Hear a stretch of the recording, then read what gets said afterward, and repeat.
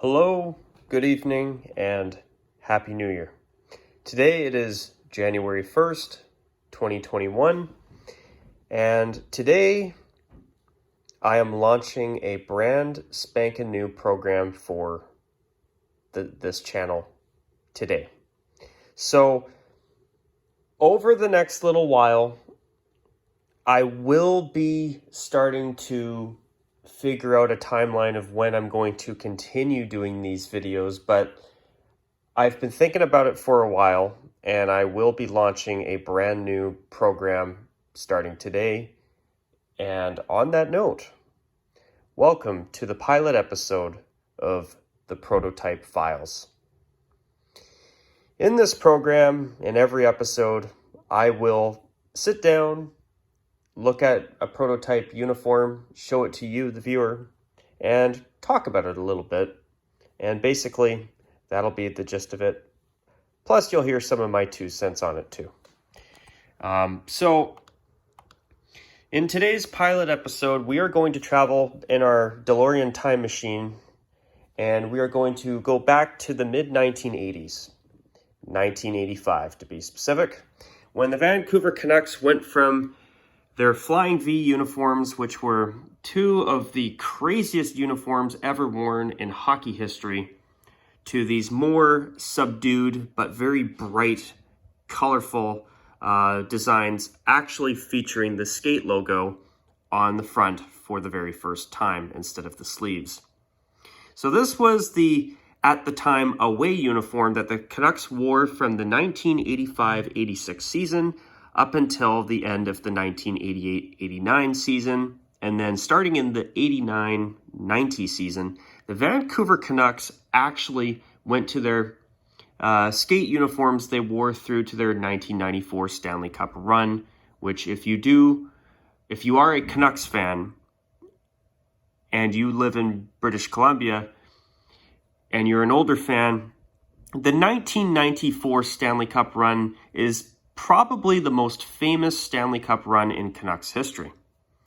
Now, in the very early, late 80s, very early 90s, up until, I believe, the 92-93 season, the Vancouver Canucks switched to the uniforms that are known as the 94 throwbacks with the orangey or red you see here and the different shade of, I believe it's marigold, if I'm not mistaken.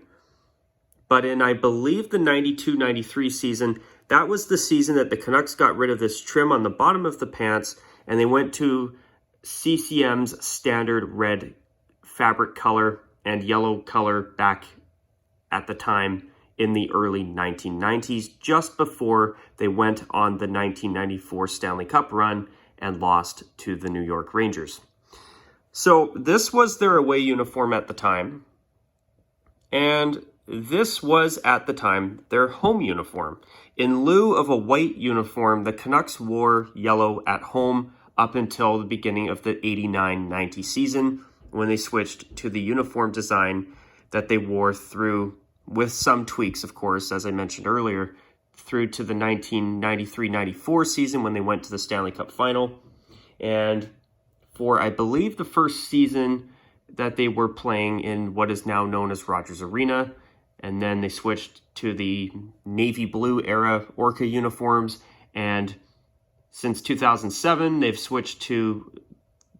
gone back to their original royal blue and Kelly green color scheme, but have retained the Orca as their main branding. But as I talk about these uniforms from the mid-1980s, what if I told you that this home uniform was almost something else?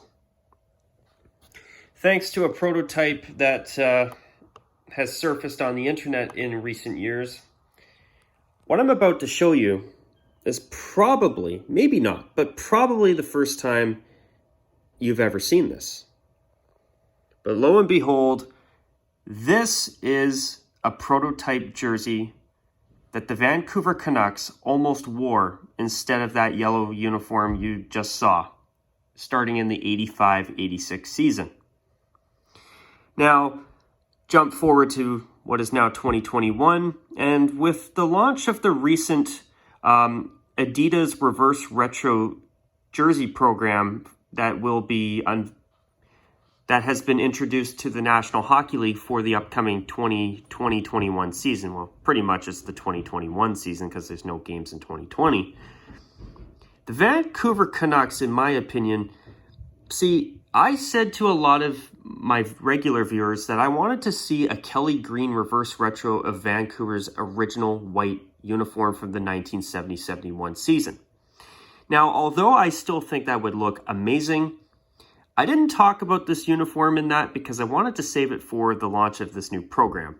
Sorry to my regular viewers.